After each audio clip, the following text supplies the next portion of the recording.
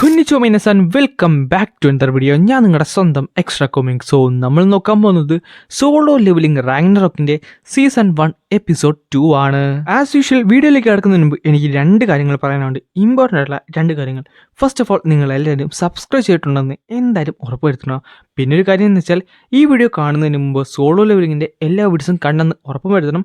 Solo leveling റാഗ്നറോക്കിന്റെ episode 1 കണ്ടെന്നും എന്തായാലും ഉറപ്പുവരുത്തണം. എല്ലാത്തിൻ്റെ ലിങ്ക് താഴെ ഡിസ്ക്രിപ്ഷൻ ബോക്സിൽ ഇട്ടിട്ടുണ്ട്. അതേപോലെ വീഡിയോ ഇഷ്ടപ്പെട്ടു കഴിഞ്ഞാൽ ലൈക്ക് ചെയ്യാനും നിങ്ങളുടെ സപ്പോർട്ട് കമൻ്റ് ആയിട്ട് താഴെ കമൻറ്റ് ചെയ്യാനും മറക്കണ്ട.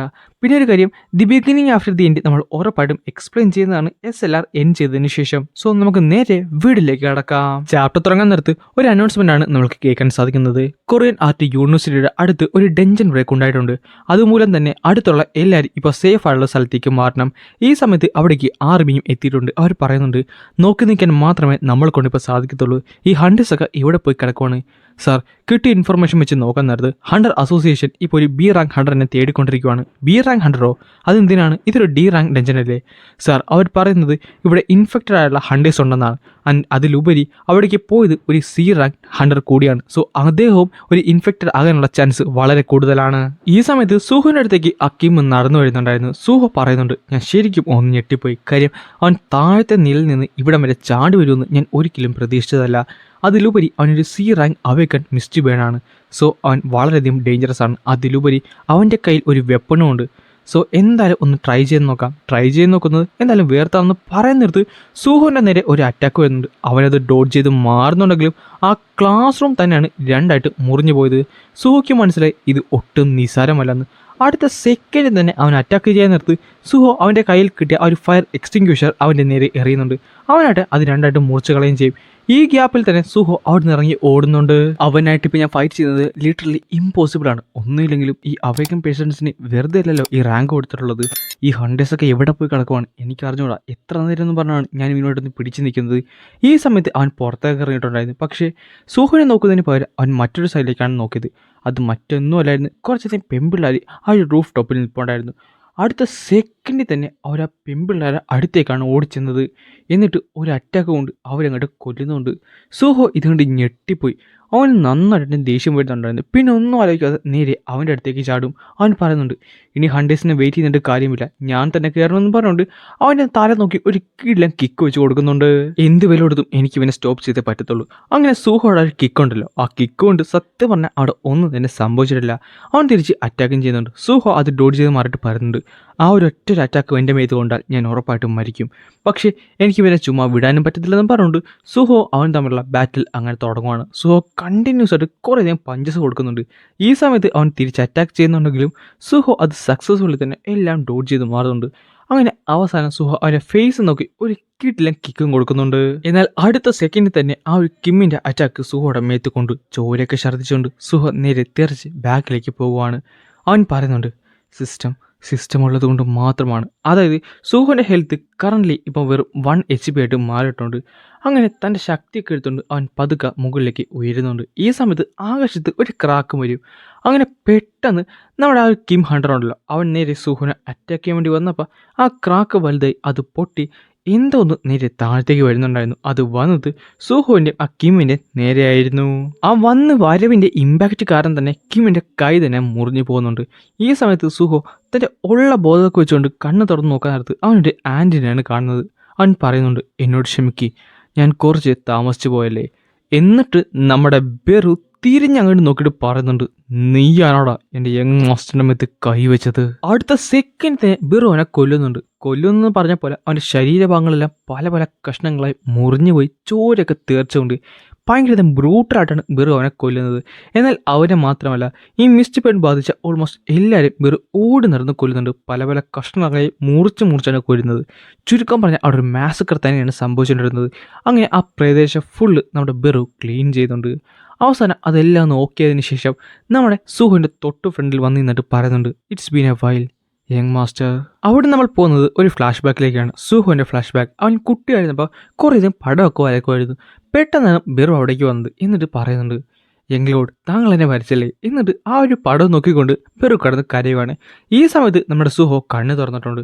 അവനാട്ടെ ഹോസ്പിറ്റലായിരുന്നു. അവൻ പറയുന്നുണ്ട്, അത് അതൊരു ആൻഡ് അല്ലേ? സുഹോ കറന്റ് ഒരു ഹോസ്പിറ്റലാണുള്ളത്. അവനൊരു കോളും വരുന്നുണ്ടായിരുന്നു. സുഹോ, നീ ഓക്കെ അല്ലേ? നിനക്ക് കുഴപ്പമൊന്നുമില്ല? നിനക്ക് എന്തെങ്കിലും പറ്റിയോ? അങ്കിൾ, ഒരു കുഴപ്പമില്ല, ഞാൻ ഓക്കെയാണ്. അതൊന്നും പറഞ്ഞാൽ പറ്റത്തില്ല. ഒരു കാര്യം ചെയ്യാം, ഞാൻ കുറച്ച് ബോഡി ഗാർഡ്സിനെ നിനക്ക് അയക്കാം. അവയ്ക്കെന്നായില്ല. അങ്കിൾ, ഞാൻ പറയുന്നതേക്ക്, ഞാൻ ഓക്കെയാണ്, കുഴപ്പമൊന്നുമില്ല. എന്നിട്ട് സുഹോ പറയുന്നുണ്ട്, ഞാൻ കണ്ണു തുറന്നപ്പോൾ ഓൾമോസ്റ്റ് 2 ദിവസം കഴിഞ്ഞിരുന്നു. ന്യൂസിൽ കൂടിയാണ് എനിക്ക് ആ ഒരു കാര്യം മനസ്സിലായത്. ഈ ഒരു ഇൻസിഡൻറ്റ്, അതായത് കോളേജിൽ നടന്ന ആ ഒരു ഇൻസിഡൻറ്റ് വലിയ ന്യൂസ് തന്നെ ആയിട്ടുണ്ട്. ഫസ്റ്റ് ഓഫ് ഓൾ, സിറ്റിയുടെ നടുക്ക് ഇങ്ങനൊരു ഡെഞ്ചൻ ഉണ്ടായിട്ട് പോലും ഹണ്ടർ അസോസിയേഷനിൽ നിന്ന് ആരും തന്നെ അധികം പെട്ടെന്ന് അവിടേക്ക് വന്നില്ല. ആ ഒരു കാര്യം തന്നെയാണ് മെയിനായിട്ടുള്ള പ്രശ്നം. രണ്ടാമത്തത്, ഒരു പുതിയ ടൈപ്പുള്ള സംഭവമാണ് അവർ ഡിസ്കവർ ചെയ്തത്, മിസ്റ്റി ബേൺ. ഈ ഒരു മിസ്റ്റി ബേൺ കാരണം ഈവൻ മനുഷ്യരെ മോൺസ്റ്റേഴ്സ് ആക്കി മാറ്റാൻ സാധിക്കുന്നുണ്ട്. അതിലുപരി ഏറ്റവും വലിയ മിസ്റ്ററി എന്നാന്ന് വെച്ചാൽ, ഈ ഒരു കാര്യം, ഈ മിസ്റ്റി ബേൻ്റെ ഈ ഒരു അറ്റാക്ക് ആരാണ് ക്ലിയർ ചെയ്തതെന്ന് ആർക്കും അറിഞ്ഞൂടാ. ന്യൂസിലെടുത്ത് പറയുന്നുണ്ട്, ഞാനിത് കണ്ടായിരുന്നു. എൻ്റെ തൊട്ട് ഫ്രണ്ട് ഒരുത്തനുണ്ടായിരുന്നു. പക്ഷേ അടുത്ത സെക്കൻഡ് അവൻ പൊട്ടിത്തെറിച്ചു, ഒരു ബോംബിനെ പോലെ. പക്ഷേ എന്താണെന്ന് മനസ്സിലായില്ല. ഇതെല്ലാം നമ്മുടെ സുഹോ കാണുന്നുണ്ടായിരുന്നു. എന്നിട്ട് പറയുന്നുണ്ട്, സോ അതൊന്നും ഒരു ഡ്രീമല്ലായിരുന്നു. എനിക്കിപ്പോഴും ആ ഒരു നോട്ടിഫിക്കേഷൻ കാണാൻ സാധിക്കുന്നുണ്ട്. പിന്നെ കാണിക്കുന്നത് നമ്മുടെ സുഹോൻ്റെ ആ ഒരു സ്റ്റാറ്റസ് വീഡിയോ ആയിരുന്നു. പക്ഷേ എനിക്കിപ്പോഴും മനസ്സിലാകാത്തത്, ഞാനൊരു സി റാങ്ക് അവേക്കൺ മിസ്റ്റി ബേണായിട്ടാണ് ഫൈറ്റ് ചെയ്തത്. പക്ഷേ എങ്കിലും ഞാൻ എങ്ങനെയാണ് സർവൈവ് ചെയ്തത്? അത് ഈ ബെറു ഉള്ളതുകൊണ്ടാണ്. ബെറു താങ്കളെ സഹായിച്ചു. പെട്ടെന്ന് സുഹോ ഞെട്ടുന്നുണ്ട്. അവൻ്റെ കട്ടിലിന് താഴത്ത് ചെറിയൊരു ഷാഡോ ഉണ്ടായിരുന്നു. പതുക്കെ നമ്മുടെ ബെറു മുകളിലേക്ക് വരുന്നുണ്ട്. എന്നിട്ട് പറയുന്നുണ്ട്, it's been a while my lord, ഞാൻ കുറച്ച് നാളായി താങ്കളെ കണ്ടിട്ട്. എന്നിട്ട് ബെറു കിടന്ന് കരയാൻ തുടങ്ങും. പെട്ടെന്നായിരുന്നു സുഹുവിൻ്റെ മനസ്സിലുണ്ടായിരുന്ന ആ പല ഓർമ്മകളും അവൻ്റെ മനസ്സിലേക്ക് ഇപ്പോൾ വരുന്നത്. എല്ലാം ഒന്നും വരുന്നില്ല, കുറേയൊക്കെ ബ്ലറിലായിരുന്നു, കുറേയൊക്കെ അവന് കിട്ടുന്നില്ല. പക്ഷേ ഒരു കാര്യം ഉറപ്പാണ്, ഈ ആൻഡ് എന്ന് പറയുന്നത് അവന് വേണ്ടപ്പെട്ട ഒരാളാണ്. അതും കൊച്ചിലെ തൊട്ട് അവൻ കളിച്ച് വളർന്നത് ഈ ആൻറ്റിൻ്റെ കൂടെയാണെന്ന് അവന് മനസ്സിലായി. അവൻ ചോദിക്കുന്നുണ്ട്, ഇതെല്ലാം ഞാൻ എങ്ങനെയാണ് ഫോർഗെറ്റ് ചെയ്തത്? അതുമല്ല, എൻ്റെ ലൈഫ് ഇങ്ങനെ എപ്പോഴാണ് മാറിയത്? ഈ ബെറു സത്യം പറഞ്ഞ പല ഡയമെൻഷനിൽ കൂടെ ചാടി എൻ്റെ യങ് ലോഡിനെ മീറ്റ് ചെയ്യാനാണ് ഇപ്പോൾ ഇവിടേക്ക് വന്നത്. എൻ്റെ മനസ്സിൽ കുറച്ചധികം ചോദ്യങ്ങളുണ്ട്. ഞാൻ എന്തിനാണ് ചെറുപ്പത്തിൽ ഇവരുടെ കൂടെ ജീവിച്ചത്? ആരാണ് ഞാൻ? പിന്നെ എനിക്കത് മനസ്സിലാകുന്നില്ല. അല്ല, എൻ്റെ ഓർമ്മ ശരിയാണെങ്കിൽ നീ ഇത്രയും ചെറുതല്ലായിരുന്നു. നിനക്കിതെന്തു പറ്റി? അത് ഞാൻ ഇവിടേക്ക് ഡയമെൻഷനിൽ കൂടെ ജമ്പ് ചെയ്ത് വന്നപ്പോൾ എൻ്റെ എനർജി എല്ലാം ഞാൻ അവിടെ സ്പെൻഡ് ചെയ്തു. അതുകൊണ്ടാണ് ഈ ഒരു രൂപത്തിൽ ഞാനവിടെ നിൽക്കുന്നത്. ഈ പണ്ടാരം സിസ്റ്റം കാരണം ഒരു മാർഷൽ ആയിട്ടുള്ള ഞാനിപ്പോൾ ഒരു ഗ്രണ്ട് ലെവലാണ് നിൽക്കുന്നത്. എനിക്കത് ഒട്ടും തന്നെ ഇഷ്ടപ്പെടുന്നില്ല. സോ നീ പറയുന്നത് നീയാണ് എന്നെ രക്ഷിച്ചത്, അത് മാത്രമല്ല നീയാണ് എന്നെ ഹീൽ ചെയ്തു എന്നല്ലേ? പിന്നെ അല്ലാതെ ഞാനൊരു പ്രിറ്റി സ്കിൽഡ് ഹീലറാണ്. അല്ല, ഞാനിവിടേക്ക് വന്നതിൻ്റെ റീസൺ താങ്കളെ സീൽ അൺഡു ചെയ്യാനാണ്. പക്ഷേ ഞാനിവിടേക്ക് വന്നപ്പോൾ താങ്കൾ ഓൾറെഡി അത് സീൽ അൺഡു ചെയ്തിട്ടുണ്ട്. സീലോ? നീ പറയുന്നത് എനിക്കുണ്ടാകുന്ന ആ ഡ്രീംസും സീലും തമ്മിൽ എന്തെങ്കിലും ബന്ധമുണ്ടോ? സ്വപ്നമോ? താങ്കൾ വിചാരിച്ചു വെച്ചത് അതെല്ലാം സ്വപ്നമാണെന്നാണോ? തെറ്റി, അതെല്ലാം റിയാലിറ്റി തന്നെയാണ്. സത്യം പറഞ്ഞാൽ അന്ന് താങ്കൾ ഞാനോട് ഫൈറ്റ് ചെയ്യുന്നിടത്ത് നീ ഭയങ്കര സ്ട്രോങ്ങർ ആയിരുന്നു. ഇതെല്ലാം ഗ്രേറ്റ് ഷാഡോ മൊണാർക്കായുള്ള സങ് ജിൻവു സീൽ ചെയ്ത് വെച്ചതാണ്. നിൻ്റെ മെമ്മറീസും നിൻ്റെ പവേഴ്സും എല്ലാം സീൽ ചെയ്ത് വെച്ചതാണ്. കാര്യം നിനക്കൊരു നോർമൽ ലൈഫ് കിട്ടാൻ വേണ്ടി. ഇതൊക്കെ കാണുന്നത് സുഹോ ഞെട്ടിപ്പോകുന്നുണ്ട്. പെട്ടെന്ന് ബെറുവിൻ്റെ മോന്തൊക്കെ അടിച്ചിട്ട് പറയുന്നുണ്ട്, എൻ്റെ അച്ഛനെ പറ്റി നിനക്ക് എന്തെങ്കിലും അറിയാവോ? പിന്നെ അല്ലാതെ അദ്ദേഹമാണ് എന്നെ ഇവിടേക്ക് പറഞ്ഞയച്ചത്. എങ്കിൽ പറ, എൻ്റെ അച്ഛനിപ്പോൾ എവിടെയാണ്? സ്പേസാ? നീ എന്താണ് ഈ പറയുന്നത്? ഒരു കാര്യം ചെയ്യാം, ഞാൻ നന്നായിട്ട് തന്നെ എക്സ്പ്ലെയിൻ ചെയ്യാം. ഗ്രേറ്റ് ഷാഡോ മോണാർക്ക് ഇപ്പോൾ ഒരു ഫൈറ്റ് ചെയ്തുകൊണ്ടിരിക്കുകയാണ്, ഒരു യുദ്ധം ചെയ്തുകൊണ്ടിരിക്കുകയാണ്. അതും ഈ ലോകത്തിനെ കയ്യേറാൻ വരുന്ന പല ആൾക്കാരുമായിട്ട്. എൻ്റെ അച്ഛനിപ്പോൾ ലോകത്തിനെ പ്രൊട്ടക്ട് ചെയ്യുന്നതെന്നാണ് നീ പറയുന്നത്?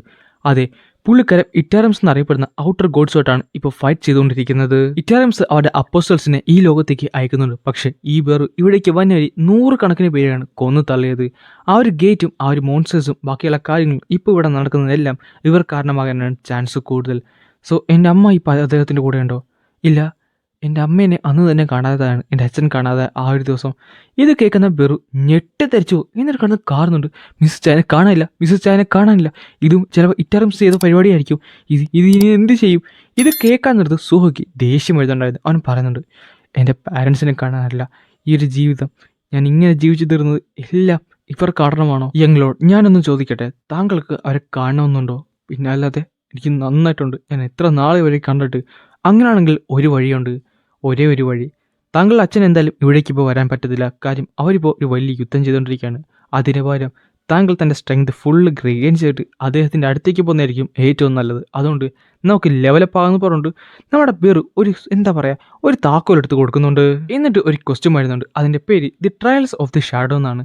അപ്പോൾ ബെറു പറയുന്നുണ്ട്, ഒരു കാര്യം ചെയ്യ്, ഈ താക്കോൽ എടുത്ത് താങ്കളുടെ ഷാഡോയിലേക്ക് കുത്തിയാൽ മാത്രം മതി. അങ്ങനെ സുഹോ കുത്തിയിട്ട് തിരിക്കാൻ നേരത്ത് പെട്ടെന്ന് അവിടെ ഒരു ഗേറ്റ് പ്രത്യക്ഷപ്പെടും. അവന് ഞെട്ടിപ്പോകുന്നുണ്ട്. അപ്പോൾ നമ്മുടെ സുഹോനോട് നമ്മുടെ ബെറു പറയുന്നുണ്ട്, സോ നമുക്കെന്തായാലും അകത്തേക്ക് കയറിയാലോ മൈലോഡ്. അങ്ങനെ അവർ തമ്മിൽ അകത്തേക്ക് കയറാൻ പോകുകയാണ്. ഈ സമയത്ത് സുഹോ പറയുന്നുണ്ട്, എനിക്ക് സത്യം പറഞ്ഞാൽ ഇപ്പോഴും വിശ്വസിക്കാൻ സാധിക്കുന്നില്ല. സ്പേസ്, യുദ്ധം, അച്ഛൻ, ഷാഡോ മൊണാർക്ക് എല്ലാം കേട്ടിട്ട് എന്തോ പോലെ ഉണ്ട്. പക്ഷേ എനിക്കെൻ്റെ അച്ഛനും അമ്മേനെയും എനിക്ക് കാണാൻ പറ്റുമെന്നുണ്ടെങ്കിൽ ഞാൻ സ്ട്രോങ് ഇറങ്ങാൻ തയ്യാറാണ്. അതിനുവേണ്ടി ഏത് അറ്റം വരെ പോകാനും ഞാൻ തയ്യാറാണെന്നും പറഞ്ഞുകൊണ്ട് അവൻ നേരെ അതിൻ്റെ അകത്തേക്ക് കയറാൻ പോകുവാണ്.